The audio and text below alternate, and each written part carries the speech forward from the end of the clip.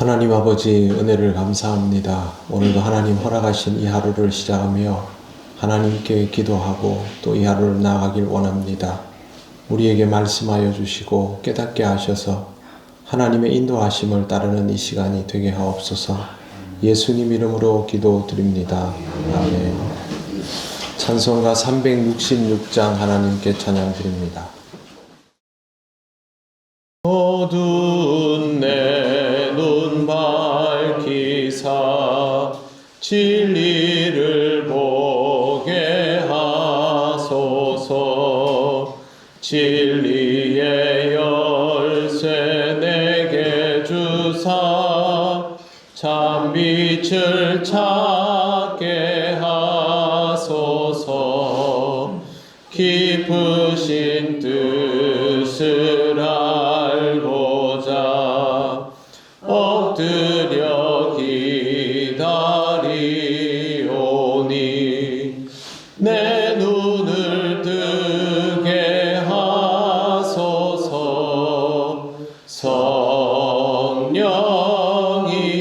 성령이여 막혀진 내 귀 여시사 주님의 귀한 음성을 이 귀로 밝히 들을 때에 내 기쁨 한량 없겠네.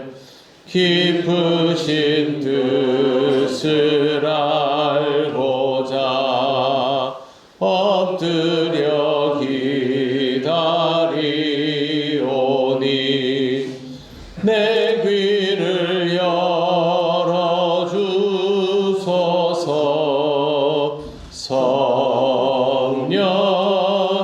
성령이여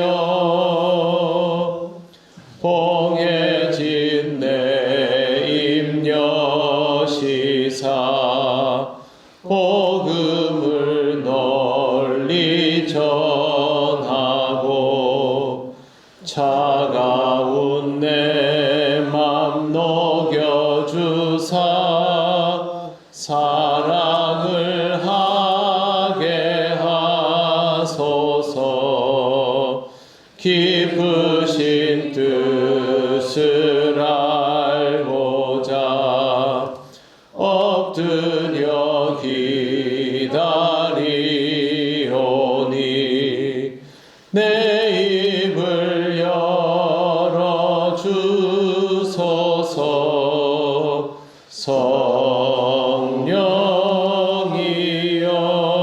성령이여. 하나님 말씀 누가복음 11장 47절부터 49절까지입니다. 다 같이 봉독하겠습니다. 화 있을진저 너희는 선지자들의 무덤을 만드는도다. 그들을 죽인 자도 너희 조상들이로다. 이와 같이 그들은 죽이고 너희는 무덤을 만드니 너희가 너희 조상의 행한 일에 증인이 되어 옳게 여기는도다. 그러므로 하나님의 지혜가 일렀으되 내가 선지자와 사도들을 그들에게 보내리니 그 중에서 더러는 죽이며 또 박해하리라 하였느니라. 아멘. 만약 우리나라에 독립기념관 같은 그런 건물의 관리자를 친일파의 후손으로 세운다 하면 사람들이 어떻게 반응을 하겠습니까? 굉장히 경악하고 분노할 겁니다. 근데 오늘 성경 말씀에 나오는 이 율법 교사들이 그와 같은 방식으로 자신들의 존재감을 이어오고 있었습니다. 오늘 성경에 보시면 너희는 선지자들의 무덤을 만드는도다. 그들을 죽인 자도 너희 조상들이로다. 이런 내용이 있습니다. 선지자들의 무덤을 만든다라는 말은 선지자들의 무덤을 이렇게 정해놓고 무덤의 위치가 정확한 것도 있고 그렇지 않은 것도 있겠지만 일단 그게 확인이 됐다 하면 그 무덤을 관리하는 일을 율법 교사들이 했습니다. 무덤에 돌이 무너지면 다시 쌓고 무너지면 다시 쌓고 보수를 하고 이렇게 하면서 자기들이 선지자들의 정신을 계승하는 것처럼 그렇게 해왔습니다. 그런데 실제로 그 선지자들을 죽인 자들이 누구냐 하면 바로 구약시대에서 있던 지금 이 율법 교사들의 사실상의 선조들이 그러한 일들을 해왔던 것입니다. 그러면 이 율법 교사들이 자기 조상들을 부정하는 마음으로 선지자들의 무덤을 쌓고 깊이 반성하고 그랬을까요? 만약에 그랬다면 이 예수님 시대를 살아가는 율법 교사들의 태도가 선지자들의 뜻을 계승하는 것이어야 맞겠지요. 그러면 저 사람들은 선지자들을 죽인 조상들을 부정하고 선지자들의 말씀을 잘 가르침을 계승받아서 지금은 다른 삶을 살고 있구나, 이렇게 나오지 않겠습니까? 그런데 이 사람들은 그러지 않았습니다. 겉으로는 선지자들의 무덤을 관리하고 치장하면서 선지자의 정신을 계승하는 것처럼 했지만 실제로 그들의 태도는 자기 선조들이 가졌던 태도, 즉 선지자들을 죽였던 그 태도와 조금도 다르지 않았던 것입니다.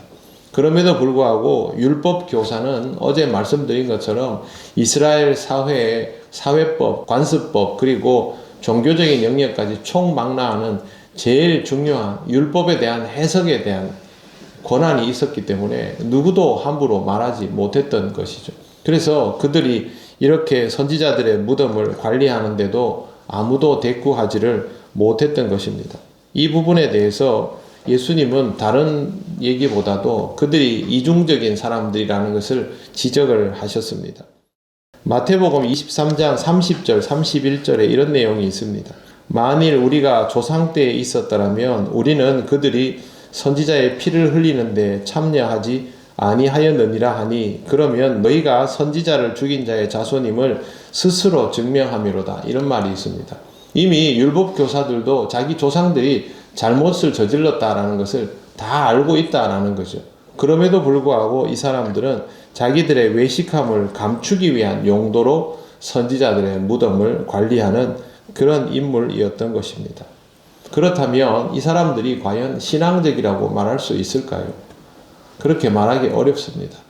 분명히 성경을 잘 알고 그 성경에서 나온 율법을 해석하여서 사회에 적용시키고 사회의 모든 통념들이 되도록 만드는 위치에 있는 사람들이지만 자기들 조상들이 죽였던 그 선지자의 무덤을 관리하고 있지만 실제로 자기들의 삶은 전혀 신앙적인 관점에 맞추어져 있지 않기 때문에 이들은 유대 사회의 최상위 계층에 있음에도 불구하고 신앙적이지가 않았던 것입니다. 예수님은 이 부분을 정확하게 지적하고 있습니다. 48절 이와 같이 그들은 죽이고 너희는 무덤을 만드니 너희가 너희 조상의 행한 일에 증인이 되어 옳게 여기는도다. 이 말씀은 선조들이 선지자를 죽이고 후손들이 무덤을 만드는 것은 결국 너희가 선조를 스스로 부정하는 것밖에 되지 않는다. 그러나 너희는 선지자의 가르침을 따르지 않고 선조를 따르고 있으니 결국 너희가 너희의 역사를 부정하는 것이다. 이렇게 말씀하고 있는 겁니다. 49절 보십시오. 그러므로 하나님의 지혜가 일렀으되 내가 선지자와 사도들을 그들에게 보내리니 그 중에서 더러는 죽이며 또 박해하리라 하였느니라. 지금까지 이런 태도로 내려온 율법 교사들의 행보가 어떤 것일지를 예수님께서 보여주시는데 제일 먼저 나오는 표현은 하나님의 지혜입니다. 하나님의 지혜가 무엇인지를 정확히 해석하기는 어렵습니다. 가장 지지받는 해석은 하나님의 지혜는 구약의 말씀이다 라고 하거나 아니면 하나님께서 지혜를 사용하셔서 이렇게 해석을 합니다. 근거가 무엇이든 하나님의 지혜를 통해서 예수께서 이것을 알고 계신다라는 것은 분명한데요. 그 다음에 주목해야 될 단어는 사도입니다. 여기 보시면 내가 선지자와 사도들을 그들에게 보내리니 라고 되어 있습니다. 선지자라는 표현은 익숙하게 사용되어 있지만 사도라는 표현은 쉽게 사용되지 않는 표현입니다. 사도는 무언가 전권을 위임받아서 보냄을 받았다라는 뜻인데 구약에 나오는 인물들에게는 이런 표현을 사용하지 않죠.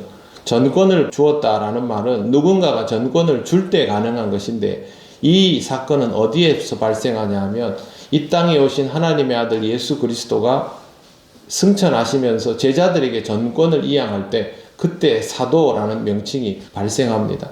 지금 예수님께서 선지자와 사도들을 보내리니 라고 말씀하신 것은 지금까지 율법 교사의 무리들이 과거부터 지금까지 선지자들을 박해하고 이중적인 삶을 살아왔지만 지금부터 또다시 그런 박해의 역사가 시작될 것이다. 사도들에게 이런 뜻입니다. 그러니까 이때까지 이렇게 살아온 것처럼 앞으로도 또 죽이고 박해하는 일들이 일어날 것이다 라고 말씀하신 것입니다. 거기에서 첫 번째가 누구냐 하면 바로 예수 그리스도이십니다. 즉 예수님께서 박해를 당하고 죽으실 것을, 그리고 예수님으로부터 전권을 이양받은 사도들이 그와 같은 길을 가게 될 것임을 여기에서 말씀하여 주신 것입니다. 내가 율법 교사와 같은 부류라면, 신앙이 있는 체하여도 없는 사람이라면 결국 이와 같이 주님을 부정하고 십자가에 못 박을 뿐만 아니라 주의 종을 핍박하고 죽게 만드는 자가 될 수밖에 없다라는 것을 예수님께서 말씀하여 주시는 것입니다. 자, 교회에 있다라는 것, 신앙을 가지고 있는 사람으로 여겨진다라는 것은 바로 이와 같은 위치에 노출될 수 있다라는 뜻이죠. 그런데 막상 신앙이 없다면 신앙적인 삶을 요구하시는 주님과 또 주님을 따르는 사람들과 갈등을 일으킬 수밖에 없습니다. 그리고 만약 그들이 권력을 가지고 있다면 그 권력은 이렇게 주의 길을 가고자 하는 자를 죽게 만드는 것이죠. 실제로 역사 속에서 율법 교사의 역할을 했던 사람들은 굉장히 많습니다. 교권을 가지고 있던 중세 성직자들이 전부 바로 이 율법 교사 역할을 했지 않습니까? 하나님의 말씀을 믿고자 하는 사람들에게 하나님의 말씀을 해석하고 적용하면서 이것을 규범으로 만들어 가면서 결국에는 신앙적으로 이끌어 주었던 것이 아니라 신앙적이지 못하게 만들었던, 사실상 예수님께서 사역을 하시는 데 있어서 가장 심각한 방해물이 바로 이 율법 교사들이었다는 것을 우리는 이 성경을 통해서 볼 수 있습니다.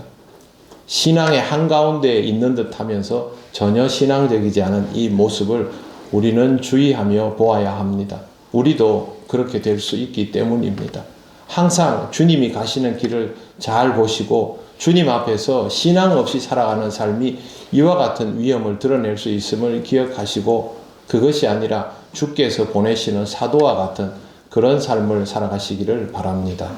기도드리겠습니다.